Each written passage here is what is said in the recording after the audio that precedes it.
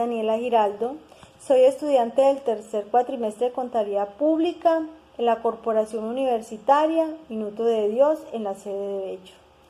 El día de hoy les voy a hablar acerca de los hitos históricos del desarrollo.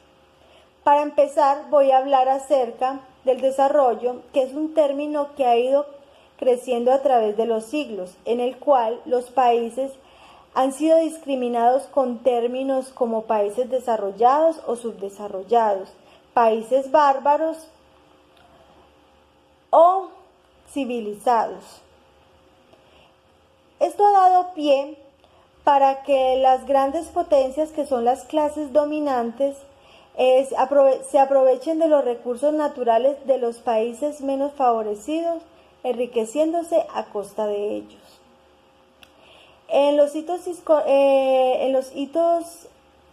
históricos voy a empezar con el primero, que surgió en el siglo XVI, en donde se promovió la época del descubrimiento. Esto se dio a través del Tratado de Tordesillas, que surgió en 1533 entre los países de España y Portugal.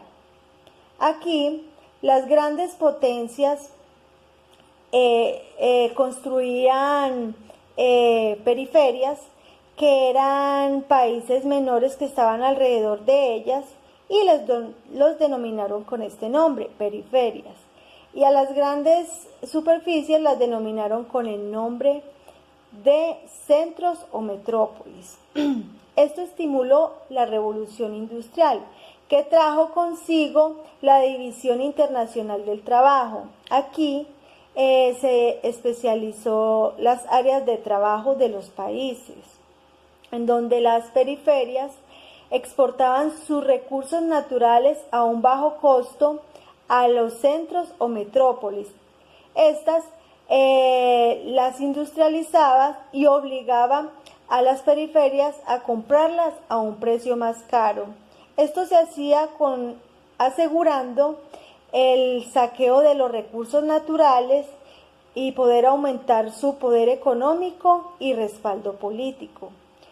En América Latina, para las clases dominantes de la postindependencia, se instauraron las primeras repúblicas liberales, en donde los indios, los negros y los mestizos eran denominados clases menores y atrasadas, lo cual era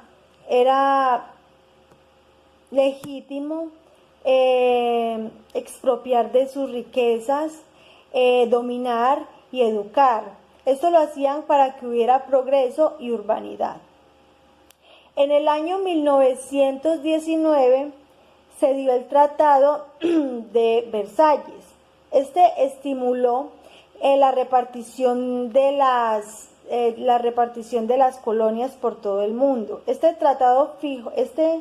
mandato se fijó como el derecho internacional aplicable a los territorios coloniales. Aquí lo que sucedía era que las grandes superficies administraban las pequeñas colonias que habían repartido. Esto era para conducirlas al desarrollo, hasta que fueran capaces de gobernarse por ellas mismas.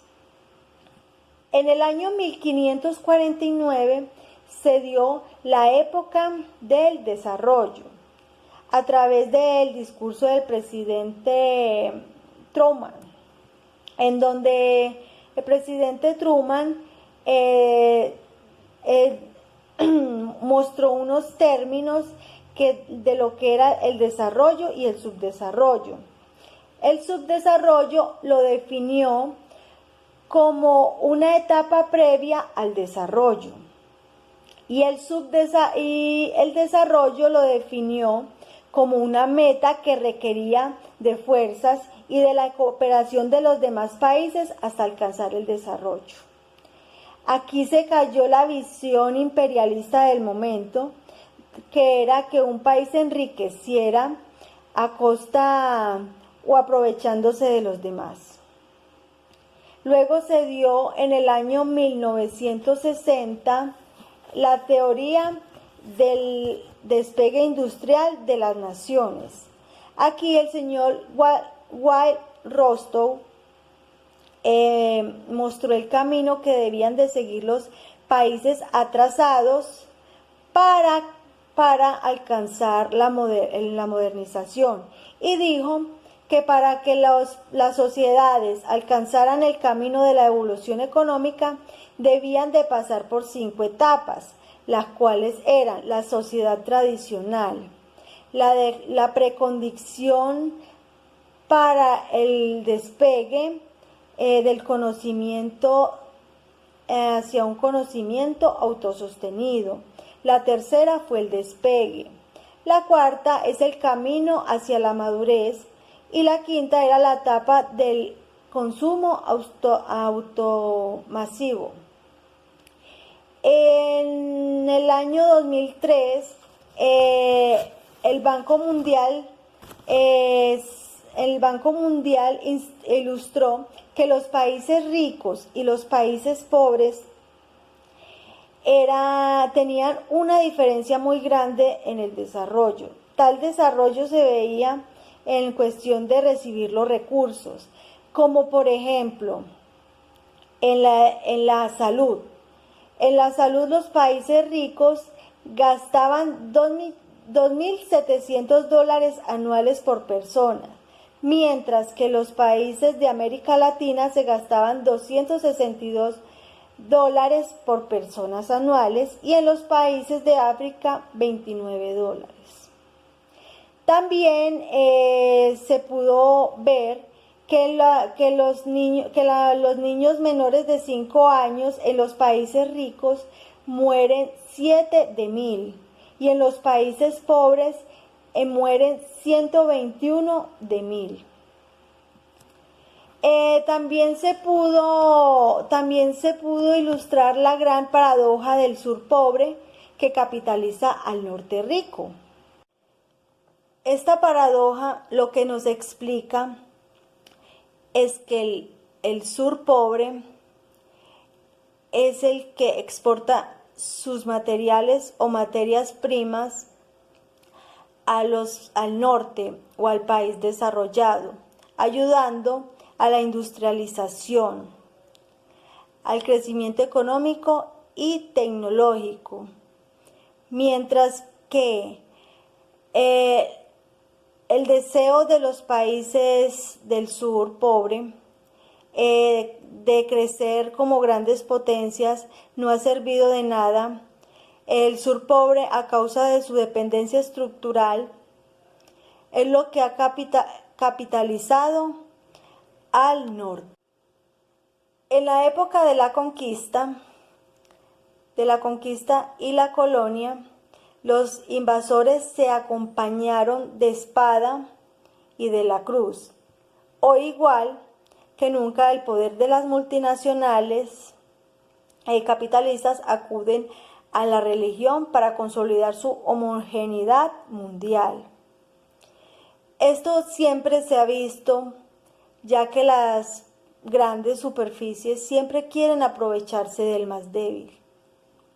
A pesar de que han pasado muchos siglos,